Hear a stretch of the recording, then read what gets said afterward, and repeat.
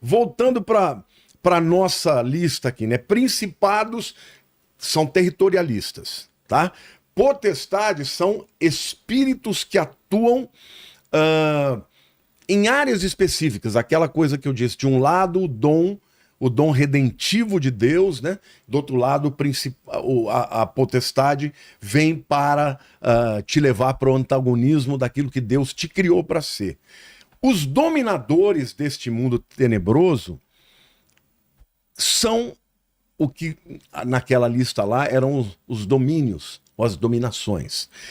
No grego é cosmocrata. Cosmocrator significa príncipe desta era. Aqui eu vejo como espíritos que atuam em eras diferentes. Por exemplo, você já ouviu falar do Zeitgeist? Claro. O espírito do tempo? O espírito do tempo. É o espírito que domina o tempo. Qual que é o espírito que domina esse tempo? Do engano, da mentira, Da vaidade. da vaidade, da ansiedade, da depressão. O que marca esse tempo é isso. É. As pessoas querendo, né, ser likes e tudo, essa vaidade enorme. Esse é o espírito desse tempo. Estes dominadores desse mundo tenebroso são esses espíritos que atuam na era. No próprio dicionário grego diz assim: Senhor do mundo, príncipe desta era. O diabo é o maior de todos, né, dos Cosmocrator, mas ele usa outros seres para atuar. E por último, as forças espirituais do mal. No original é poneria, depravação, iniquidade, corrupção, malícia, desejos maus. Tudo isso tem a ver com as forças espirituais do mal. Na minha opinião, são forças que atuam nessa área chula mesmo, sabe? Da pornografia, dos pensamentos lascivos, de tudo aquilo que é contra a santidade de Deus.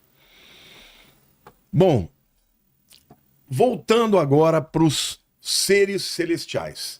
Os serafins, portanto, eles protegem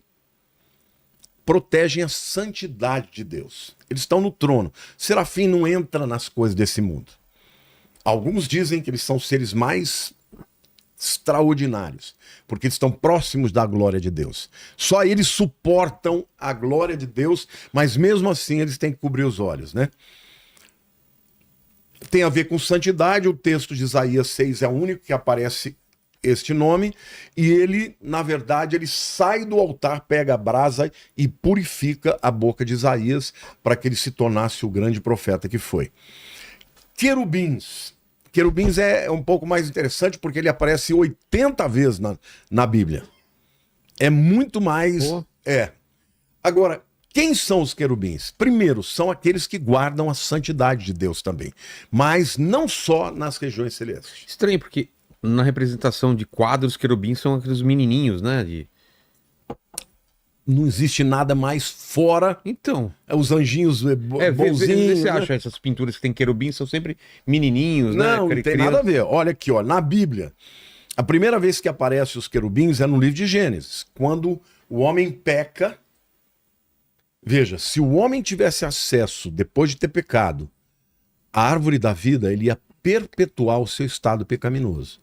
Então Deus expulsa ele do jardim, do Éden, e ele bota 2 querubins com espadas flamejantes. Para quê? Para proteger o caminho da árvore da vida. Por isso que o homem morreu, porque ele nunca mais teve acesso à árvore da vida. O texto diz: expulso o homem, colocou querubins ao oriente do jardim do Éden e o refulgir de uma espada que se revolvia para guardar o caminho da árvore da vida. Vocês querem ver onde o querubim aparece também? Na tampa da Arca da Aliança. É. Você tem como achar uma foto da Arca da Aliança? É uma imagem representativa aí, a gente mostrou esses dias. Olha lá o querubim, como eles representam. Não tem nada a ver. Isso daí eu vi também, mas é absolutamente nada. Pelo contrário, são seres poderosíssimos. Satanás era o querubim ungido, o maior deles. Tá? Eu vou ler o texto. Olha lá. Isso. Olha, essa é a Arca da Aliança. A tampa é chamada de propiciatório. A Arca da Aliança representa onde Deus habita. Ficava no Santos dos Santos. Agora, o que tem lá? 2 querubins que estão abaixados, com as asas estendidas, protegendo a santidade de Deus. Então, o texto diz: farás também um propiciatório de ouro, que é a tampa, de 2 côvados e meio será o seu comprimento, e a largura de 1 côvado e meio. Farás 2 querubins de ouro batidos farás nas 2 extremidades do propiciatório. Um querubim na extremidade de uma parte e o outro na extremidade de outra parte. A ideia é: onde está a santidade de Deus, os querubins protegem. Por exemplo, dentro do tabernáculo, o lugar fora, todo mundo podia entrar, todo israelense. Era chamado o átrio exterior. Aí, entrava pela porta do tabernáculo, havia um altar de sacrifício, onde a pessoa ia lá entregar um animal para o sacerdote, para perdoar o pecado dele, uma ofensa tal. Em seguida tinha a pia lavatória, onde ele lavava as mãos, e aí havia um lugar santo. Dentro do lugar santo, de um lado tinha a menorá, e do outro lado tinha a mesa dos pães da proposição. Na frente tinha o altar de incenso. E aí tinha um véu, e dentro dos santos estava a Arca da Aliança. E quando a glória de Deus vinha, a Shekinah de Deus vinha, era no Santos dos Santos. Ou seja, Deus habitava no meio do povo, no Santos dos Santos. Quem estava guardando esse lugar? Os querubins. Se um sumo sacerdote, porque só o sumo sacerdote podia entrar uma vez por ano no dia do Yom Kippur. Entrava com uma cordinha. Uma corda amarrada e um sino. Em sininhos, tudo nas vestes, na orla das vestes. Se ele fosse fulminado... Se ele fosse fulminado, ele parava de mexer. Aí o camarada pessoal puxava ele. Então veja, os querubins estão guardando a santidade de Deus, não lá no trono, mas aqui na terra.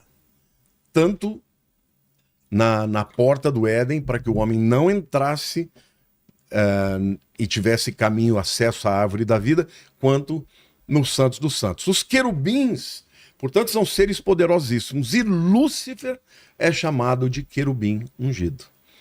Por quê? Porque ele também tinha esse papel de exaltar a Deus, de glorificar a Deus, de proteger a santidade de Deus. A ideia é de que pouquíssimos seres têm acesso ao trono de Deus. Somente os serafins e os querubins. Mais para frente, lá no livro de Apocalipse, você vê os seres viventes. Mas os seres viventes são os querubins. São chamados de seres viventes, mas você vê a descrição deles, são os querubins. Entendi. Então, Satanás, ele tinha todo esse poder, todo esse acesso, assim como os querubins, e eles então protegem a glória de Deus, e são seres poderosos, são seres que também podem entrar em guerra. No caso, por exemplo, de Satanás, ele entra em guerra espiritual sempre. Lá no livro de Apocalipse, capítulo 12, ele vai ser expulso do céu, com todo 1/3 dos anjos. Que é interessante isso. Você sabia que Satanás ainda tem acesso à presença de Deus? Isso eu não entendo. Porque ele é querubim. Mas ele não perdeu quando ele caiu? Ele perdeu a glória, ele perdeu o propósito, mas o livro de Jó diz 2 vezes que um dia Deus reuniu todos o seu exército de anjos, e quem apareceu lá? Satanás. E Deus fala: o que você está fazendo aqui? Não, eu estava rodeando o mundo. E eu estou aqui. E aí Deus começa a conversar com ele. Você viu meu servo Jó? Como ele é justo? Como ele me louva? Como ele é extraordinário? Aí o Satanás fala: o senhor dá tudo para ele? Por isso que ele te louva. Eu quero ver se o senhor tirar tudo dele, se ele vai te louvar. E aí, naquele momento, Deus começa a provar Jó. Deus fala: você pode tocar nele, você só não vai tirar a vida dele. Mas é incrível a gente saber que ele tem acesso lá.